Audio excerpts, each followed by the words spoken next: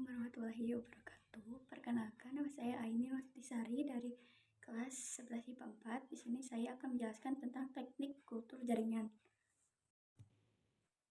Yang pertama adalah langkah-langkah teknik kultur jaringan. Yang kedua, masalah yang mungkin timbul pada teknik kultur jaringan. Yang ketiga, kelebihan teknik kultur jaringan. Dan yang terakhir ada kekurangan teknik kultur jaringan. Pertama, saya akan menjelaskan langkah-langkah pada teknik kultur jaringan, yaitu yang pertama, pembuatan media. Umumnya terdiri dari nutrisi yang diperlukan oleh tanaman untuk pertumbuhan optimal. Lalu yang kedua ada pemilihan tanaman induk atau eksplan. Eksplan dapat berupa bagian tanaman seperti ujung pucuk, daun, batang, atau akar. Lalu yang ketiga ada teknik sterilisasi. Pada tahap ini sangat penting untuk mencegah kontaminasi mikroba yang dapat menghambat pertumbuhan tanaman. Lalu yang keempat ada multifikasi. Setelah melakukan eksplan steril terhadap multifikasi dimulai. Eksplan tersebut ditempatkan pada media agar yang disiapkan sebelumnya mengandung nutrisi yang diperlukan untuk pertumbuhan tanaman. Dalam kondisi yang sesuai, eksplan akan tumbuh dan membentuk kalus atau tunas yang baru. Lalu selanjutnya ada pengakaran. Tahap tersebut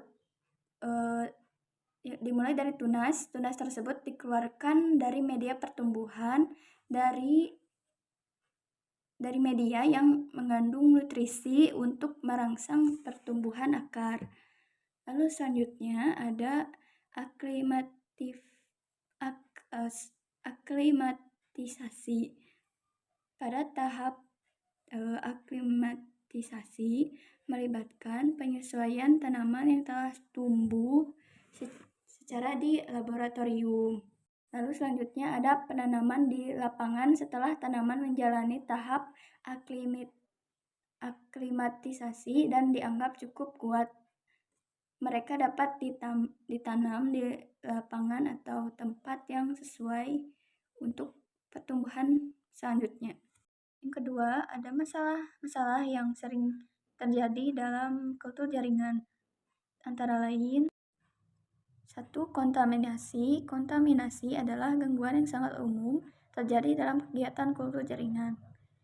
Yang kedua, ada pencoklatan. Pencoklatan adalah suatu keadaan di mana muncul warna coklat atau hitam yang menyebabkan tidak terjadi pertumbuhan pada perkembangan pada eksplan.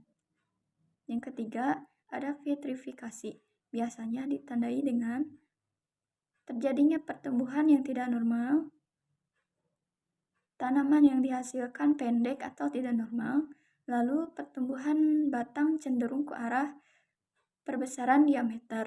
Yang keempat, variabilitas genetik. Apabila terjadi banyak variasi genetik, maka hal itu akan terjadi kendala. Biasanya hal ini terjadi karena laju multifikasi yang tinggi, karena terjadi subkultur berurang yang tidak terjadinya subkultur yang tidak terkontrol.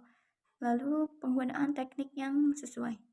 Yang kelima, pertumbuhan dan perkembangan masalah dalam pertumbuhan eksplan, yaitu apabila tanaman mengalami stagnasi.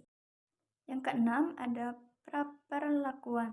Praperlakuan dilakukan dalam rangka menghilangkan berbagai hambatan yang mungkin muncul, seperti hambatan kemikalis, fisik,